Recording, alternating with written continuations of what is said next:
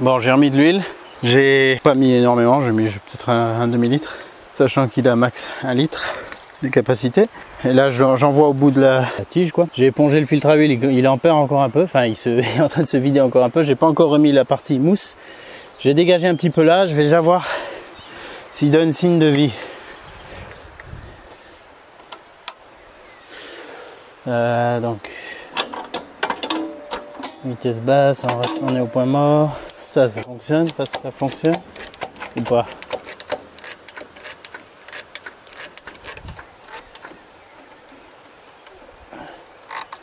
Je sais pas, ça me paraît un petit peu mou. Je sais pas trop. On va voir.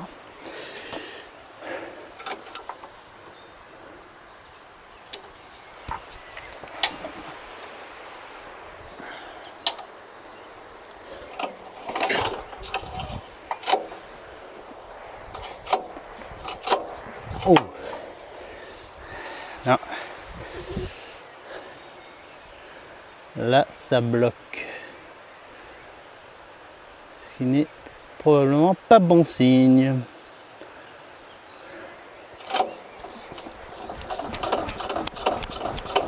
Ah merde. Putain. Ne me dis pas que le moteur a serré. Normalement, il y a une sécurité qui coupe quand il n'y a plus d'huile, direct, très rapidement. Et là, il s'est coupé une fois qu'il a chuté. Peut-être que j'enlève la bougie pour voir s'il y a pas, si c'est pas blindé d'huile là-dedans aussi. Je vais regarder. Bougie retirée.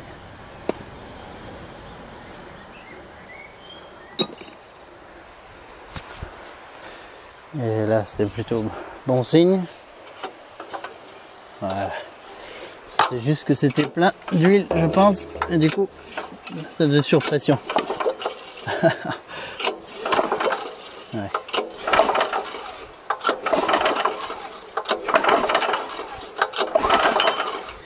Je ne sais pas du tout quelle est la méthode pour purger ça.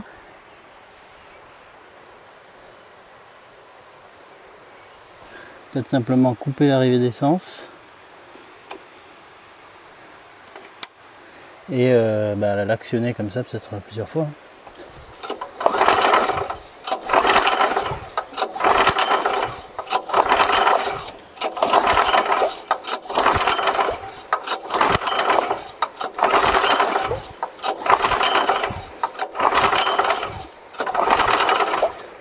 Ça en crache en tout cas.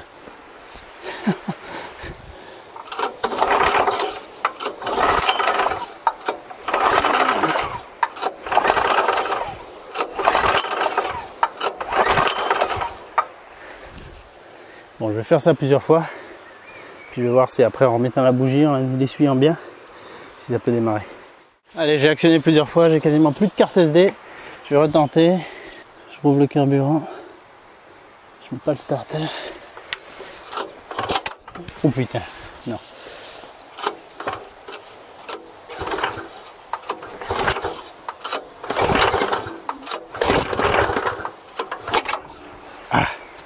Ah, comme ça tire en arrière. Oh putain, non. Faut pas que je fasse ça. Il y a un souci. Il y a un souci. Bon, on verra plus clair demain. On va regarder ça. Il y a des choses à prendre, hein. Putain. Bon, 3 jours plus tard, j'ai pas pu revenir parce que il pleuvait à verse non-stop en 2-3 jours. Et là, maintenant, je vais regarder avec l'endoscope s'il n'y aurait pas... Enfin, pour essayer de voir quelle quantité d'huile il y a là-dedans. J'ai peur qu'on ait le phénomène d'hydrolock, hydrolock, comme on dit en anglais. C'est-à-dire quand on a un liquide, le plus souvent c'est de l'eau, au-dessus du piston. Si c'est le cas, vu que c'est incompressible, ça peut tordre, voire péter la bielle. Et vu comme ça revenait fort, j'ai l'impression qu'il y a quand même suffisamment d'huile dedans pour que ça fasse augmenter trop la compression. Donc voilà, on va regarder. Je vais enregistrer. Ah mais je touche. Ah, je vois direct le piston là. Bon là il est pas loin du point mort, je dirais. Donc je vais l'actionner pour le faire descendre. Pas évident de bien voir. Mais bon, de ce que je vois là, c'est pas plein d'huile.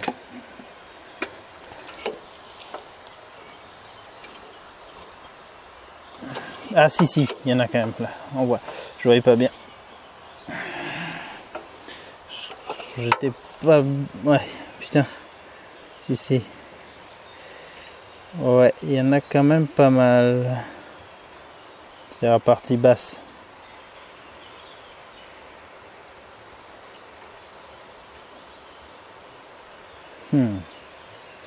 Ouais, bah, je vais continuer d'actionner le lanceur pour essayer d'évacuer ça au mieux.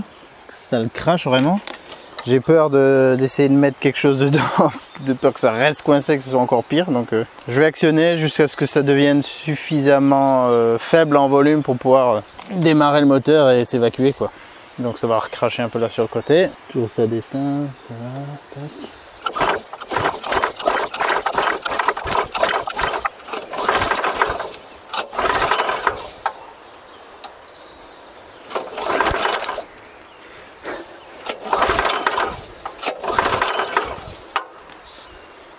Quand même pratique d'avoir un endoscope pour ce genre de truc.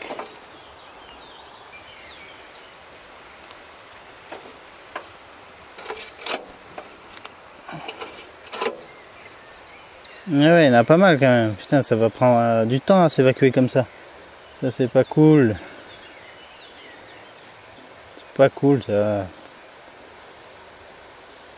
Comment je pourrais faire pour vider ça facilement sans démonter d'autres trucs? Bon, j'ai pris la seringue et un tuyau que j'utilise avec mon kit de purge de frein. Je pense que je devrais pouvoir en aspirer avec ça. Si j'arrive à le placer au bon endroit, on va voir.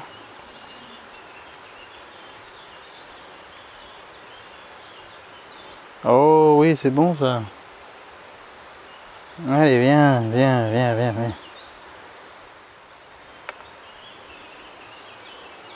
Oh là là.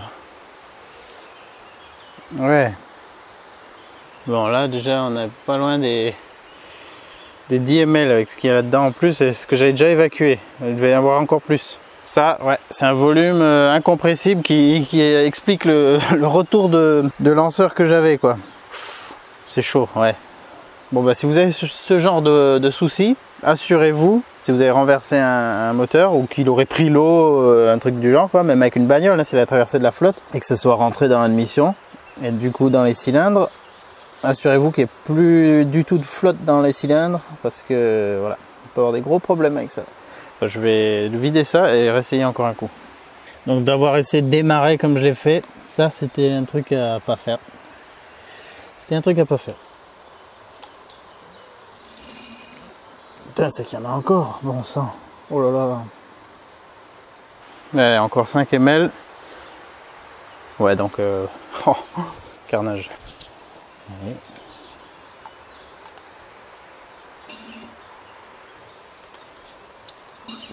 Bon, ça fait le bruit de fond de verre avec la paille, donc on doit être au bout, je pense. Alors, il reste un petit peu, mais pas grand chose. Je prends une photo, on le voit sur le bas, pas super bien.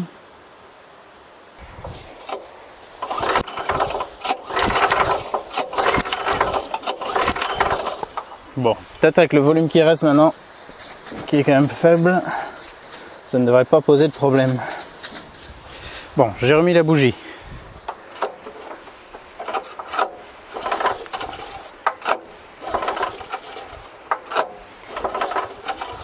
D'accord, j'ai pas remis encore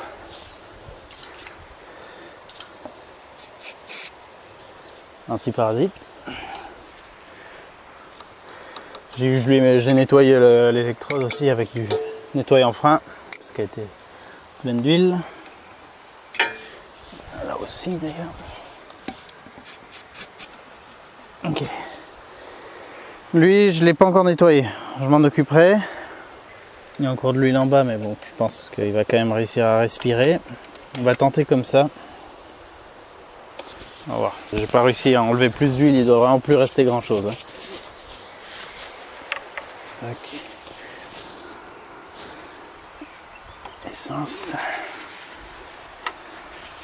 Je vais essayer déjà sans starter pour voir.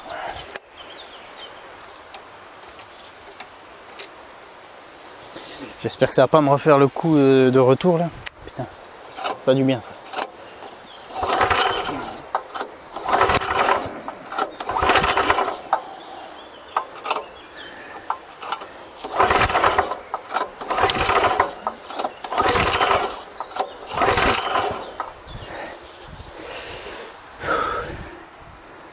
Je mets le starter.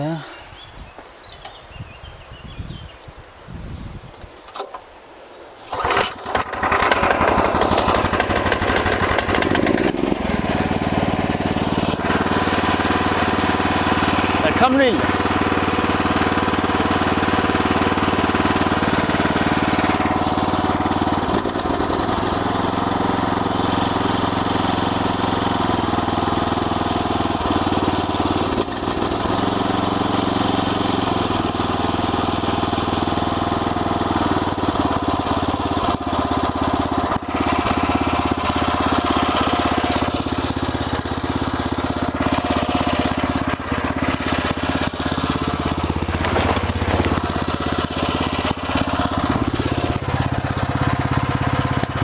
Ça va peut-être aller.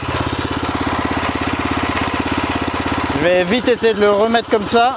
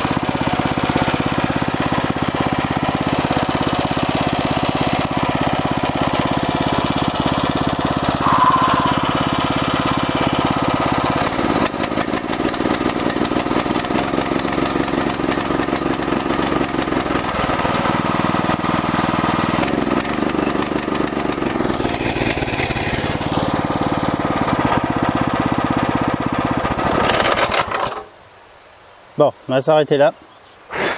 Ça va sentir bon toute l'huile là qui fume de l'échappement. Je vais laisser reposer un petit peu. Je vais recontrôler après le niveau d'huile.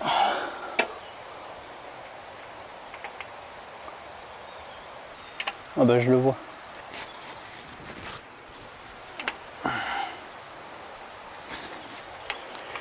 Voilà, je vais laisser bien redescendre, même si ça va aller assez vite.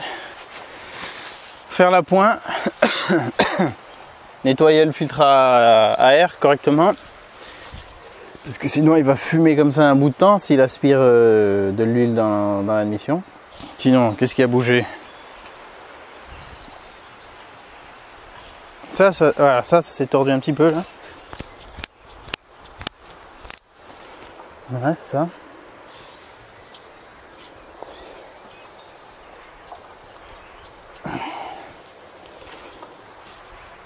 Ok, ça devrait aller.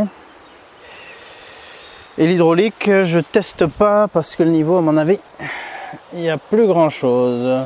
Non. Putain, je vois une boule de laurier éteint dans l'oreille. Non, le niveau hydraulique, il est au minimum. Donc ça va falloir que j'en rachète. Je vais pas actionner la benne du coup. Bon, c'est déjà rassurant qu'il tourne, qu'il soit de nouveau sur le plat. Et je vais me méfier comme la peste de cette zone maintenant. Alors là, je vais la remblayer, hein. Je vais la tasser, je vais faire en sorte que tout ce bois pourri qu'il y a là-dedans soit bien compacté. Parce que c'était la bonne petite surprise. Putain, incroyable. Bon, je suis dégoûté, je viens de filmer la séquence de redémarrage et la carte SD a planté, donc ça m'a supprimé la séquence. Super. Bon, il a démarré direct, comme vous allez voir. Oh, j'aime bien un coup de starter.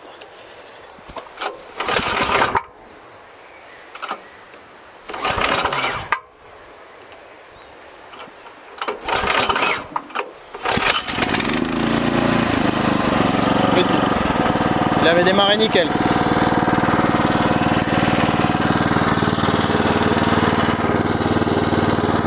Donc je disais que j'avais refait le plein d'huile, pas au max mais aux 3/4. J'avais dégraissé le filtre aussi bien que possible. Il n'est pas 100% dégraissé mais c'est bon, la mousse autour aussi.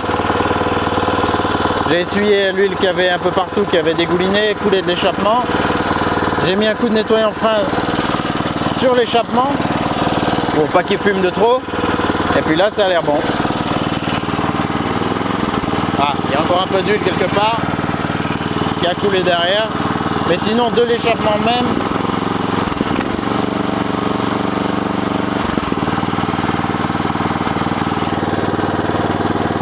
ça va encore.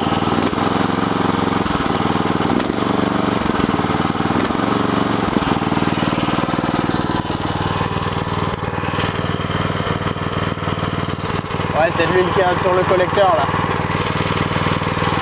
Bon, je vais le redéplacer pour le garer. Pas question d'utiliser l'hydraulique là, vu que je suis en niveau faible.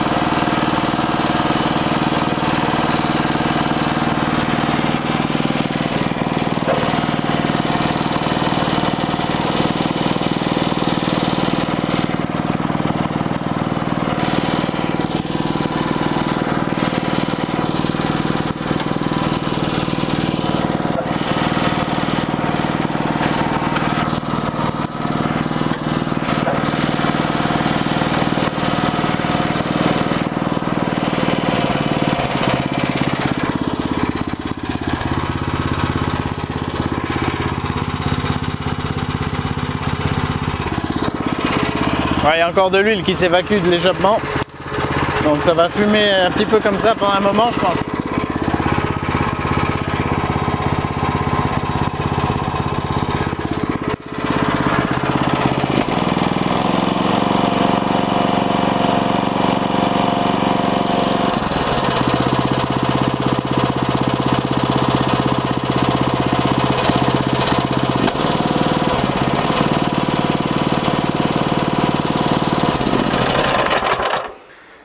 Mais bon, ça a l'air d'aller. Ça a l'air d'aller. Les commandes fonctionnent. Ça, je sais pas, c'est une assistance hydraulique, mais j'ai l'impression qu'il y a un petit truc qui coince un peu plus.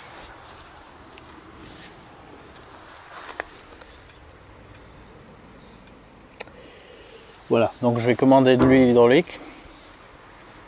Compléter ça. Et puis ça devrait aller. Magnifique cette fumée. Magnifique. Ouais, je sais pas, il y a peut-être pas mal d'accumulé là-dedans, dans l'échappement. Je pourrais dévisser là et là pour l'enlever. Il est fixé que là ou quoi? Il a l'air d'être fixé que là. Bon, une fois qu'il sera froid, peut-être que je pourrais faire ça pour éviter que ça fume de trop. À voir.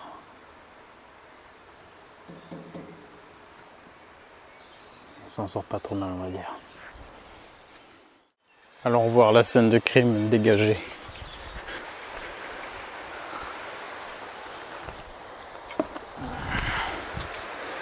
Eh ouais, putain, l'ancien... Alors moi, je croyais qu'il y avait mis que des troncs, genre, là, en bordure. Oh. Ah, là, ça s'est bien décomposé. Sauf qu'en fait, il n'a pas fait que ça. Il en a mis plusieurs rangées. Et ça se voyait pas encore. Jusqu'où il en a mis, je sais pas, mais... Oh. Jusque là, ça m'étonnerait pas. Donc là, ça s'est affaissé de plus en plus. Quelle drôle d'idée. Non mais franchement, je comprends pas. C'est faire chier à couper du bois comme ça, puis après juste l'enterrer. Bon, je veux bien qu'il ait voulu rattraper le niveau, mais putain, de la terre, c'est pas ça qui manque, quoi.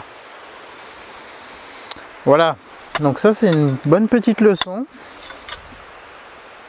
Pourtant, je suis quand même assez prudent, mais c'est vraiment parti d'un coup, quoi. En plus, elle a été chargée à bloc, donc ouais, il a fallu juste ça perdre quelques centimètres pour que ça bascule. Je sais ce qu'il me reste à faire. Ben, heureusement que j'ai ma petite Miguel, encore une fois. Hein. Elle assure cette micro-pelle. J'étais pas certain qu'elle me le redresse. Quoique, oui, c'est en levage qu'elle n'a pas une énorme capacité. Enfin, elle n'a pas d'énorme capacité nulle part, mais c'est en levage qu'elle peut pas dépasser, je crois, 80-100 kg en boule de flèche. Mais ouais, en décalement de bras, peut-être que oui. Ça joue plus sur la force d'arrachement, quoi. Sinon, l'autre option que j'avais, c'était prendre mon treuil et l'accrocher à ce chêne. Mon treuil 12 volts. Et puis la remonter comme ça. Mais vu que j'avais la machine en route, j'avais préféré tester comme ça. Voilà, donc là, ben, c'est simple. Hein, la terre que je vais enlever de derrière la maison, je vais continuer de la mettre là. Je vais bien me méfier. D'ailleurs, je pense avec la pelleteuse, gratouiller un peu tout ça pour casser ce côté trop meuble, le retasser, rebalancer de la terre par-dessus et être très très méfiant sur cette zone. Je vois que ça va jusqu'au bout là-bas. Ouais, donc je vais déjà amener pas mal de déblais ici. Après ça va bien se stabiliser. Ah là là, quelle aventure. Mais à part ça, la benne n'est pas tordue, elle a l'air même pas... Non, elle n'a pas été abîmée. Elle n'a pas été abîmée.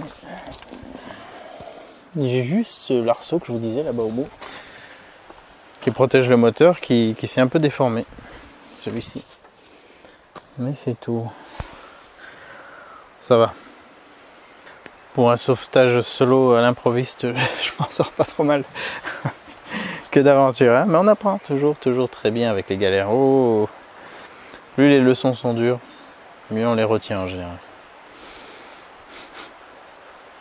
Bon, alors, si vous êtes intéressé par ce genre de dumper, j'ai un code promo que je peux vous communiquer chez crossfairfrance.fr. Contactez-moi par mail ou par Messenger, je vous mets les détails dans la description. Ça vous fera toujours une économie de quelques centaines d'euros sur une de ces machines. Si vous avez un terrain très escarpé, très particulier comme le mien, avec beaucoup de dénivelé, des petits chemins et tout ça, ça sera quelque chose à prendre en compte d'avoir cette version élévatrice. Forcément, on est plus haut, on a la charge qui est plus haute, donc le point de gravité, le centre de gravité est rehaussé. Et donc, s'il y a de la pente comme ça latérale, ça peut basculer plus vite, comme je l'ai vu. Là, ça n'a pas à traîner. À vide, c'est bon, puisque j'avais déjà manœuvré par là-bas en plus avec elle, à vide. Et là, chargé à bloc, ben, ça tout a contribué à ce que ça bascule. Pour mon terrain, ça serait certainement plus sûr d'avoir la version basse, mais ça m'intéressait vraiment de tester celle-ci. Et bien sûr, si vous avez des choses à charger en hauteur, par exemple si j'avais à béner au-dessus d'un mur, là, comme ça, et ben avec ça, ça m'évite de devoir faire des transferts. Pareil, si je voulais béner dans le Ranger, dans le pick-up, je peux le faire. Si je voulais béner dans le camion, je peux le faire aussi. J'ai pas encore fait ces tests, je les ferai. C'est une petite particularité à prendre en compte, que la hauteur qu'on a en plus peut jouer sur la stabilité. Forcément des avantages et des inconvénients à ce système. En tout cas, n'oubliez pas, c'est en faisant qu'on fait. Je vous souhaite bon courage, je vous souhaite beaucoup de prudence et surtout, mais la chose à ne surtout pas faire, si vous avez une machine qui part, peu importe la machine, laissez-la partir. En principe, vous n'allez pas faire le poids. Moi, avec mes 62 kg, je risquais pas de les faire. Donc, il faut laisser partir, faut pas se faire mal, faut pas aggraver les choses. C'est que du matériel, ça peut se réparer. Voilà, alors que vous, ça peut être beaucoup plus grave. Mais on n'est jamais assez prudent. Voilà, c'est comme ça que les accidents arrivent. Hein. Les accidents, c'est que c'était pas prévu. Sinon, ça se produit pas. Voilà, mais ça c'est des bonnes leçons. Je suis content de le partager avec vous, même si je vais me faire insulter. Oui, bon, rien, machin, t'as renversé un truc, comment on peut te faire confiance, blablabla. Je connais la musique, mais ouais, c'est facile de pas le montrer. Très facile de pas le montrer, mais autant que ça serve, si ça sert ne serait-ce qu'à une seule personne d'être un petit peu plus prudente, ça me va. Allez, à très bientôt pour la suite des aventures et que ça ne se reproduise plus. Nom de Zeus. Ça m'est déjà arrivé aussi avec la brouette normale, mais bon, c'est plus facile, il y a moins de pièces, plus facile à redémarrer.